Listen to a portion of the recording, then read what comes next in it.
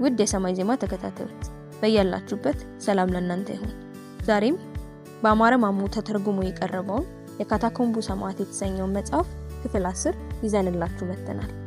ይህን ቻናል ሰብስክራይብ በማድረግና የደውሏን ምልክት በመጫን እንዲሁም መልእክቱን ከወደዳችሁት ለወዳጅ ጓደኞቻችሁ ሼር በማድረግ ከኛ ጋር ቤተሰብ ይሁኑ። ስለመልካም ትብብሩ እናመሰግናለን። የክርስቲያን ሚስጥር። ወጣቱ መኮንን ስሙ በሰዎቹ ዘንድ የፈጠረውን ድንጋጤ በማየቱ እጅግ ተደነቀ። ለምን በፍርሃት ትንቀጠቀጣላችሁ? ይህ ሁሉ ድንጋጤ በእኔ ምክንያት ነው? ሆኖሪዮስም ከድንጋጤው ፋታ ሳያገኝ እንዲህ አለ። ምንም እንኳን ወደዚህ ስፍራ እንድንሰደድ ብንገደድም ከከተማይቱ ጋር የዘውትር ግንኙነት አለን። እኛም ፈልጎ ለመያዝና ለማሳደድ ብርቱ የሆነ ጥረት ማድረግ እንደተጀመረ ሰምተናል። ይህንንም ተግባር እንዲፈጽም የተሾመው ማርሴሉስ የተባለው የቄሳር መኮንን መሆኑንም ተረድተናል። የጠላቶቻችንን አውራ የሆንከው ይኸው በመካከላችን ትገኛለህ። ታዲያ ፍርሃትና ድንጋጤ ይብዛብን?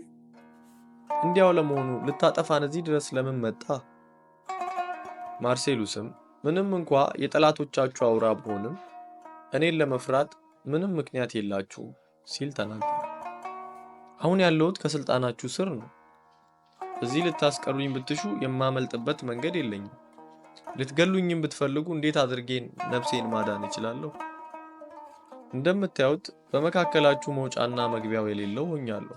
አሁን ያለሁበት ሁኔታ ብቻ እኔም መፍራት የሌለባችሁ መሆኑን ሊያረጋግጥላችሁ ይችላል። ሆኖሪዮስም ረጋ ባለ አኳኋን እንዲህ አለ። እርግጥ ነው አሁን ያልከው ሁሉ እውነት ነው።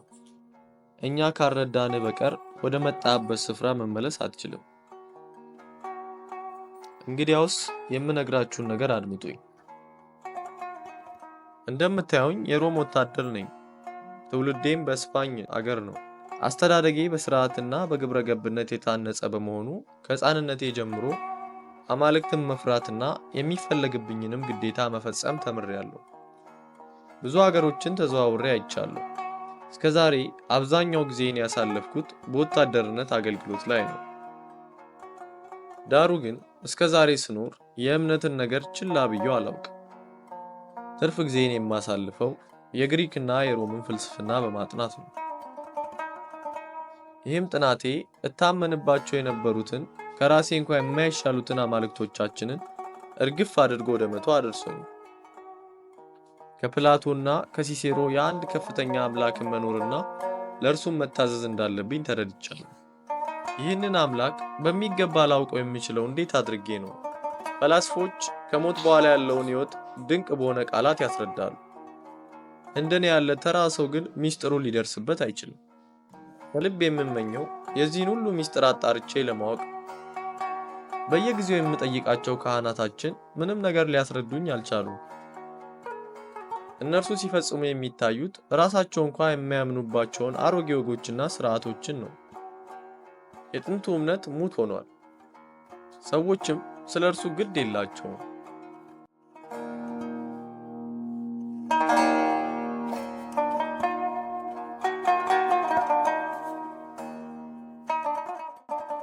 በተዘዋወርኩባቸው ሀገሮች ሁሉ የክርስቲያኖችን ወሬ ሰምቻለሁ። የምኖረው በወታደሮች ሰፈር በመሆኑ ከእነርሱ ጋር ተገናኝቶ የመነጋገር እድል እስከዛሬ ድረስ አላጋጠመኝም። እኔም እስከ ቅርብ ጊዜ ድረስ ሁኔታቸውን ለመረዳት ሆን ብዬ አልተነሳውም። ስለ ክርስቲያኖች የሰማሁት የግብረ ገብነት እጦት፣ ነውር የሆነ ርኩሰት፣ አጥፊ የሆነ ትምህርት ወሬ ብዙ ነው። እኔም እስከ ቅርብ ጊዜ ድረስ የሰማሁትን ወሬ ሁሉ እንደ እውነት አድርጌ ይቆጥር ነበር። በቅርብ ቀን ኮሎሴም የተባለው የስፖርት አደባባይ ውስጥ ገብቼ ነበር። እዚያ ውስጥ ሳለሁ ለመጀመሪያ ጊዜ ስለ ክርስቲያኖች ጥቂት መረዳት ጀመርኩ።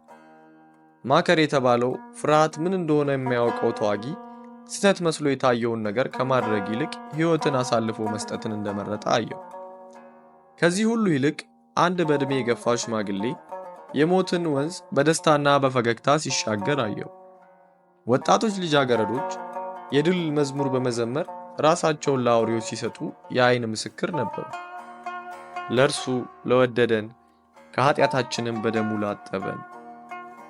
የማርሴሉስ ንግግር በአድማጮቹ ዘንድ ልዩ የሆነ ስሜትን ፈጠረ። አይኖቻቸው በናፍቆትና በደስታ በሩ። የማከርን ስም ባነሳ ጊዜ ሁሉም ሚስጥር ባለው ፈገግታ ተጠቃቀሱ። ስለ ሽማግሌው ሞት ሲያወራ ሆኖሪዮስ ወደ ምድር አቀረቀ። ስለ ወጣቶቹ ልጃገረዶች ሲናገር የሁሉም አይኖች በእንባ ረጠቡ። በሕይወቴ ለመጀመሪያ ጊዜ ሞት ሲሸነፍ አየሁ። በጦር ሜዳ ላይ በቆራጥነት መሞት ከኔ ጭምር ወታደር የሆነ ሁሉ ግዴታው ነው። ዳሩ ግን ሲሞቱ ያዩዋቸው ክርስቲያኖች በመሞታቸው ሲደሰቱ ነው። ከእነርሱ ውስጥ አንድም ወታደር አልነበረም።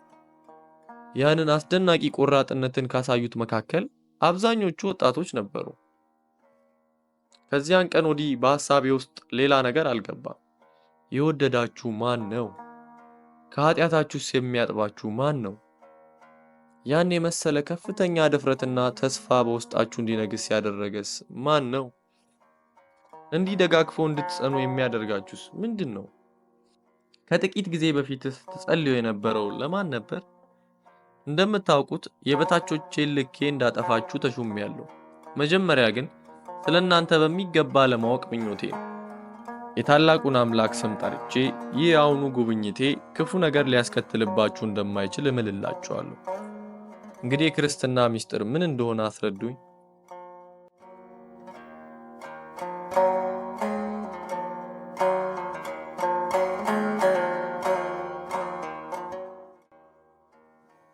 ሆኖሪዮስም የሚከተሉትን ቃላት ለማርሴሉስ ተናገረ። አሁን የተናገርከው ሁሉ ከቅን ልብ የመነጨ እውነተኛ ቃል ነው።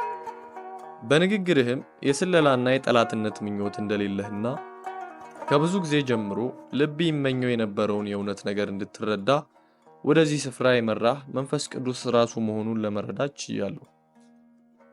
ወደ ክርስቶስ የሚመጣ ሁሉ ከበር እንዲመለስ አይደረግም። ስለዚህ ልትደሰት ይገባል።